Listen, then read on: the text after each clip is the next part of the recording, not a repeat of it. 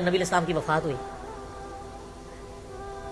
تو حضرت عمر نے تلوار نکال دی کہ میں اس کی گردن کاٹ دوں گا جو کہے گا کہ نبی علیہ السلام فوت ہو گیا۔ ان کا یہ عقیدہ تھا کہ جس طرح موسیٰ علیہ السلام 40 دن کے لیے کوہ طور پہ گئے، نبی علیہ السلام بھی ڈورمنٹ پوزیشن میں چلے گئے، واپس آ جائیں گے، کیونکہ انہوں نے نبی علیہ السلام سے سنا تھا کہ رومن اور پرشین امپائر گرے گی، تو وہ یہ فورس ہی کرتے تھے ابھی تو کسرا کی جنگیں ہم نے لڑی نہیں ہیں، تو حضور اس سے پہلے کیسے دنیا سے جا سکتے ہیں؟ لیکن اللہ نے تو آپ کو پروفٹ بنوانا تھا نا، کہ آپ کے جانے کے بعد فتوحات کروانی تھی، تاکہ پتہ چلے کہ پیچھے اللہ کھڑا ہے۔ اپنی زندگی میں تو بڑے بڑے بادشاہوں نے فتوحات کی ہیں، نبی علیہ السلام کی تو دعوت کا کلائمیکس حضرت ابوبکر پھر حضرت عمر عثمان علی کے دور میں جا کے ہوا ہے، جبکہ عرب قبائل بھی مرتد ہو گئے ہیں، تب بھی اللہ کے پیچھے سپورٹ تھی۔ والذی ارسل رسولہ بالہدی ودین الحق لیظہرہ علی الدین کلہ ولو کرہ المشرکون۔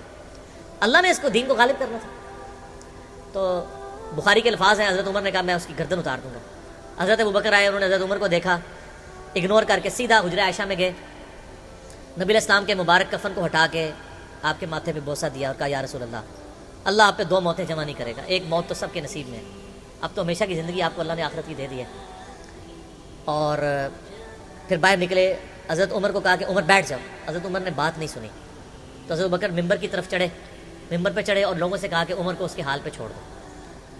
حدیث کے الفاظ ہیں کہ لوگ حضرت ابوبکر کا ریگارڈ باقی اصحاب سے زیادہ کرتے تھے، حضرت عمر کو تنہا چھوڑ کے لوگ حضرت ابوبکر کی طرف متوجہ ہو گئے۔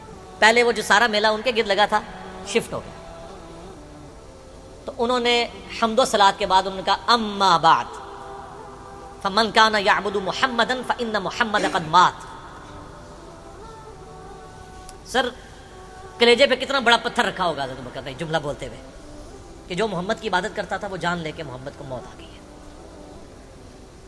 ومن کان یعبد اللہ، اور جو اللہ کی عبادت کرتا ہے وہ جان لے ان اللہ حی لا یموت، اللہ زندہ ہے، اللہ کو کبھی موت نہیں آئے گی۔ کیا توحید کی تعلیمات ہیں!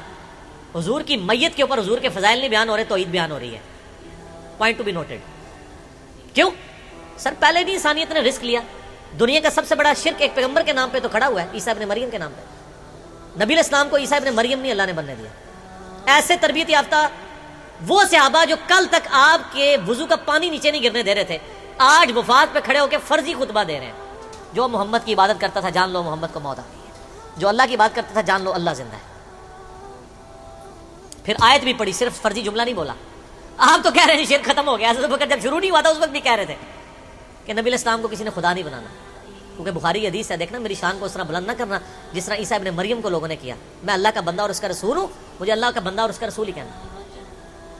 سر وارفتگی، دیوانگی، عشق کی ساری کیفیت حضور کی وفات کے بعد بالکل چینج ہوگی۔ صحابہ ہونا تو چاہیے تھا جو وضو کا پانی نہیں گرنے دے رہے تھے جا کے قبر کی مٹی چاٹنا شروع کر دیتے، ایسا نہیں ہوا۔ وہ تعلیمات کی باؤنڈریز کو کراس نہیں کرتے تھے۔ تو پھر انہوں نے آیت پڑھی، سورہ آل عمران آیت نمبر 144، وما محمد الا رسول قد خلت من قبلہ الرسل افان مات او قتل انقلبتم علی اعقابکم۔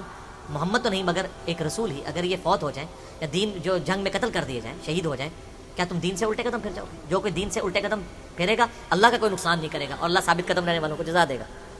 پھر سورہ الزمر کی آیت نمبر 30 پڑھی، انک میت وانہم میتون، اے نبی تمہیں بھی مرنا ہے اور ان کو بھی موت آنی ہے تمہارے مخالفین کو، پھر تم اللہ کے حضور جھگڑو گے، اللہ تمہارا فیصلہ کرے گا۔